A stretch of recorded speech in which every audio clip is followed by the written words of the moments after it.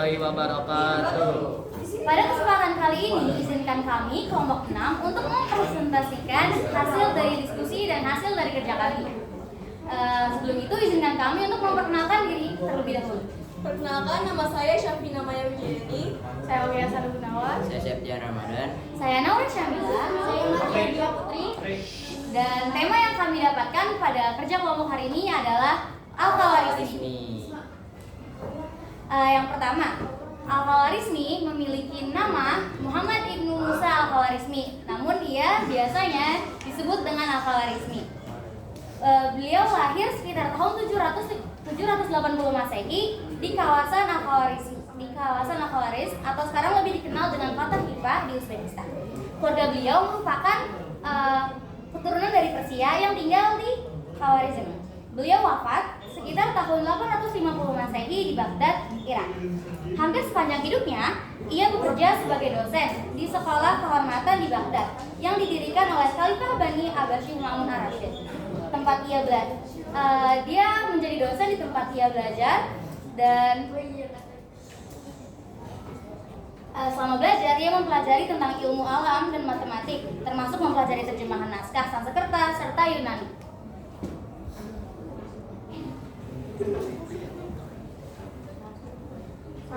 Salah satu penemuan terbesar Al-Khawarizmi adalah Al-Jabar yang merupakan karya pertamanya. Nama Al-Jabar sendiri diturunkan dari judul buku kitab Al-Jabar Al-Muqabala yang merupakan buku pertama tentang dasar Al-Jabar.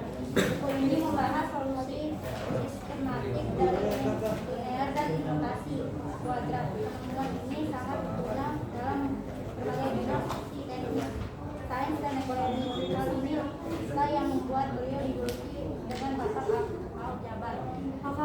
Al-Khawarizmi juga merupakan orang yang pertama menjelaskan dan mempopulerkan kembali penggunaan angka nol, serta mengenalkan sistem notasi desimal dan tanda pengalian buah, serta memperkenalkan tanda negatif pada bilangan.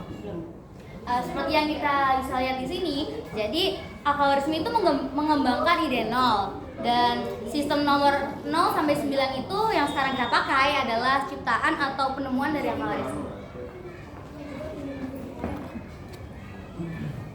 Kira-kira di sini ada yang tahu nggak karya-karya apa aja yang udah ditemuin sama Al-Khawarizmi?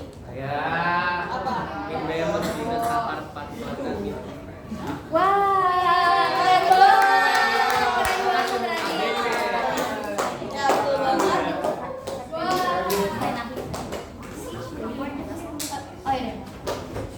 Al-Khawarizmi selain ahli dalam bidang matematika, beliau juga adalah ahli dalam bidang astronomi, astrologi, dan geografi. Hal ini dibuktikan dengan berbagai karyanya. Antara lain, karya-karya milik Al-Khawarizmi adalah yang pertama, Al-Kitab Al-Mukhtasar fi Hisab Al-Jabar wal Muqabbalah yang berisi tentang Al-Jabar. Seperti yang tadi Radit bilang. Ya, betul. Yang kedua adalah Diksit Algoritmi yang berisi tentang aritmatika yang pakai jari. Sini deh. Ya, Terus lanjut. Yang nomor 3 adalah kitab surat Al-Ard dengan arti buku pemandangan dunia atau penampakan bumi. Yang keempat, buku Zid al-Sindin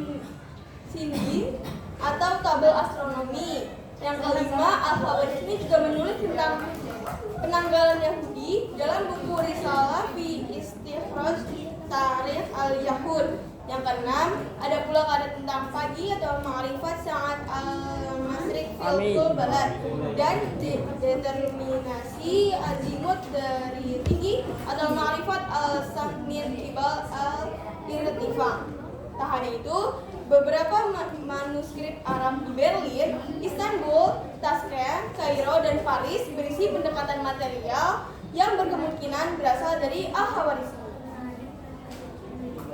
Sekiranya hanya itu ya untuk peristiwa dan karya-karya dari Al-Khawarizmi. Yang selanjutnya adalah sudut pandang sejarah.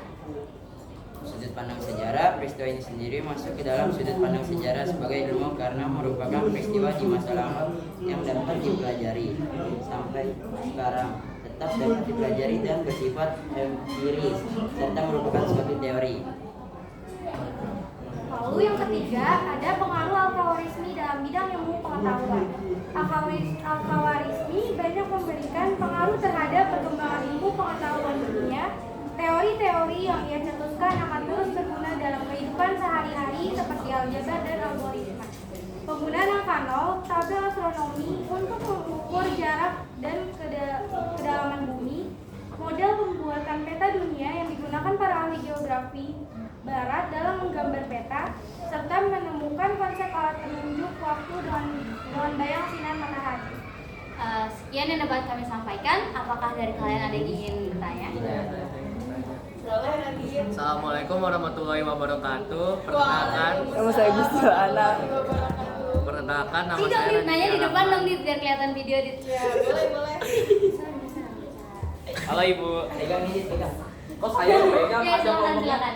Pertanyaannya. Perkenalkan nama saya Raditya Rahman dari kelompok 2. Saya ingin bertanya, kan tadi disebutkan Al-Khawarizmi ini menemukan banyak sekali inovasi mengenai ilmu pengetahuan yang ada di dunia ini. Salah satunya adalah aljabar. Nah, yang ingin saya pertanyakan tuh, penerapan aljabar di dunia kita sehari-hari itu gimana sih? Terima kasih.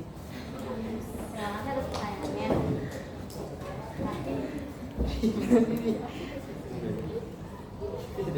Jadi penggunaan aljabar dalam kehidupan sehari-hari itu bisa dalam bidang industri. Aljabar dapat digunakan untuk menghitung biaya produksi total. Kayak misalkan kayak pengeluaran gitu loh. Terus nanti di total biasanya kayak akuntansi. Iya, akuntansi dan Ya, misalnya suatu perusahaan menghasilkan 3 produk, dia produksinya dalam 3 kategori kayak nanti di jawaban itu kan Oh, kayak- pengkategorian. Iya, Pengkategorian produk, iya. Apakah cukup? Betul. Cukup Bapak Radit. Ya, pertanyaannya sudah terjawab. Terima kasih kelompok 1. Terima kasih atas pertanyaannya. Apakah ada yang ingin bertanya lagi? Tidak ada. Jika tidak, maka presentasi ini akan kami tutup ya. Sekian presentasi dari kami. Mohon maaf bila ada kesalahan maupun kekurangan. Terima kasih atas semua perhatiannya dan antusiasmenya dalam mendengarkan presentasi kami. Wassalamualaikum warahmatullahi wabarakatuh. Waalaikumsalam warahmatullahi wabarakatuh.